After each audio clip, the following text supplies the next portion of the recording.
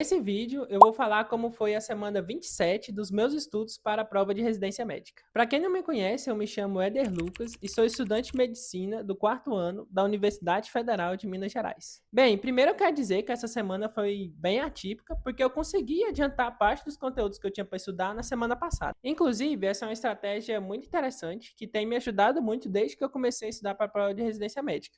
Ela é bem fácil de fazer, nada complexa, mas que ajuda demais, que é basicamente você adiantar parte dos conteúdos menores da próxima semana. Isso me permite ter uma resiliência muito grande, me adaptando a períodos que possam acontecer algum imprevisto e me impedir de estudar o dia inteiro. E como eu já tenho aquele dia ali adiantado na semana anterior, isso facilita demais e me permite não atrasar o cronograma que eu me propus a cumprir. Eu vou deixar aqui na tela os conteúdos que eu tinha para estudar essa semana, mas eu consegui adiantar doença de Kawasaki e a parte 3 cirurgia infantil na semana passada. E isso me permitiu ter uma semana muito mais tranquila, porque acumulou muitas revisões essa semana e eu consegui estudar todas com muita qualidade. E aquelas que eu fiquei com dúvida ou que eu mandei muito mal, eu consegui ainda revisar as revisões que eu mandei mal. Então eu consegui elevar o meu percentual de acerto naquele determinado conteúdo que foi mais difícil. E isso tudo foi graças a esse meu hábito de conseguir adiantar pequenos conteúdos da semana seguinte. No geral, eu achei que foi uma semana bem fácil, assim, os conteúdos foram curtos, não foram difíceis de aprender.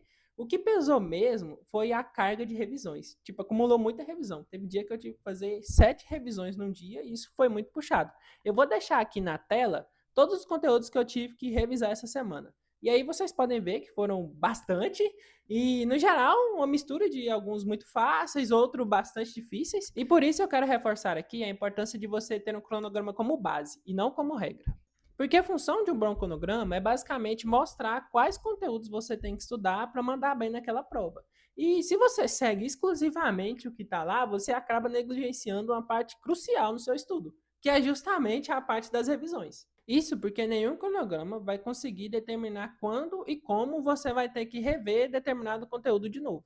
Porque isso é algo muito individual e cada estudante vai ter suas próprias facilidades e dificuldades no decorrer do caminho. E no final, o que determina a quantidade de tempo que a gente vai gastar em determinado conteúdo é justamente essa individualidade, essa facilidade e essa dificuldade que a gente pode ter em diferentes conteúdos. Mas no lugar de ficar aqui só falando, eu acho mais fácil explicar isso com exemplos dessa semana. Esses foram dois conteúdos que eu tive que estudar essa semana. O primeiro, que foi sangramento segunda metade, eu revisei em 20 minutos. E o segundo, que foi pancreatites, eu revisei em 3 horas.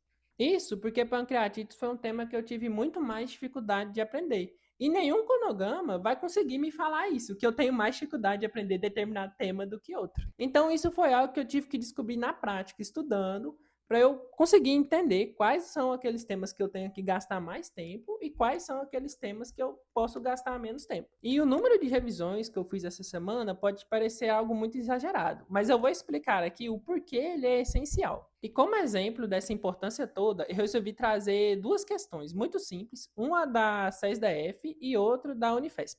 Ambas cobram conceitos muito fáceis de ser aprendidos, não nada muito complexo, mas que se você deixa de revisar, você pode acabar esquecendo e errar na hora da prova. A primeira questão da Unifesp, ela cobra basicamente que você saiba como calcular o coeficiente de natalidade. Você só precisa conhecer a fórmula. E isso é uma coisa muito simples de você aprender, não é nada muito complexo, que vai exigir um raciocínio muito grande.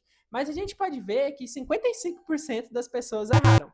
Isso, porque por ser um conteúdo muito fácil de aprender, quando a gente termina de estudar ele e vai fazer uma lista de questões, a gente acerta tipo 90, 95% de todas as questões que caem daquele conteúdo, porque o conteúdo ainda está fresco na nossa memória. E se a gente se basear apenas nessa quantidade de acertos para montar a nossa próxima revisão, a gente vai acabar deixando essa revisão lá para o futuro. E aí a gente pode acabar esquecendo um conceito que era muito fácil e muito simples e errar ele na hora da prova. Essa segunda questão do 6DF, ela cobrou algo muito parecido também, que foi basicamente a taxa de fecundidade e o índice de envelhecimento. Dois conceitos muito fáceis de você aprender e igualmente fáceis de você esquecer. Que se você negligenciar suas revisões desse conteúdo por ele ser fácil, você pode acabar esquecendo isso na hora da prova e isso pode acabar te custando uma questão crucial para você ser aprovado. Mas não são só os conteúdos muito fáceis que merecem ser revisados com frequência. Essa semana também tiveram alguns conteúdos muito difíceis que eu tive que revisar E entre esses, eu acho que os três mais difíceis foram pancreatites, que é um tema que eu tive muita dificuldade de aprender, vesículas e vias biliares, que querendo ou não está conectado com o tema de pancreatite, e doença ulcerosa péptica, que eu já tinha esquecido muita coisa, tinha muita classificação, e tinha muita questão difícil sobre essas classificações que eu tinha esquecido. Então eu tive que revisar bem mais aprofundado, bem mais difícil. E isso tornou os últimos dias bem cansativos, porque eu basicamente tive que revisar tudo aquilo que eu tinha aprendido e ainda tive que fazer um monte de questões sobre esses conteúdos difíceis para tampar as lacunas que ficaram do meu conhecimento teórico.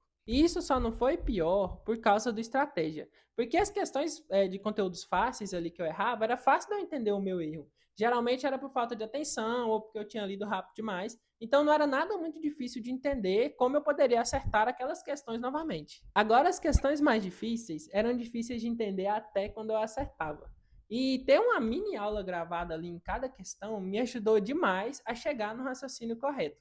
Porque você ter que ler toda a resolução ali, até você entender, você já está cansado, você acabou de fazer um monte de questão extremamente difícil, então a chance de você entender aquilo ali é bem baixa, e você conseguir assistir isso através de um professor explicando como chegar no raciocínio correto de uma forma mais fácil, poupa bastante tempo e agiliza muito seu estudo, e facilita bastante também a você não errar a mesma questão de novo. E por mais que essa semana eu tive alguns compromissos pessoais que ocuparam a manhã inteira ou a tarde inteira, eu consegui ter uma resiliência muito grande justamente pelo fato de eu ter adiantado pequenos conteúdos na semana passada. E por mais que eu tive esses compromissos no meio da semana, esse tempo livre a mais que eu tive me ajudou muito a eu conseguir revisar os conteúdos que eu tive mais dificuldade com uma qualidade muito melhor. Me permitiu também adiantar o simulado que eu faço todo sábado de manhã, então eu consegui descansar todo o período da manhã do sábado. Isso me ajudou demais a eu recarregar a minha energia para a próxima semana. E eu também consegui fazer uma enorme quantidade de questões. Essa semana eu fiz 906 questões com 85% de acertos. E das grandes áreas do conhecimento, a que eu fiquei com a menor percentual de acertos foi cirurgia, com 79%. Mas eu consegui revisar boa parte dos conteúdos, então eu acho que eu consegui recuperar aquilo que eu tinha piorado nessa matéria. Eu espero que esse vídeo ajude a você que está se preparando para a prova ou que ainda vai começar a se preparar para as provas de residência médica, a ter uma noção de como que é estudar, como que é passar por esse processo. E desde já, eu desejo sorte a todos aqueles que vão passar por isso ou que já estão passando por isso, já estão nesse caminho.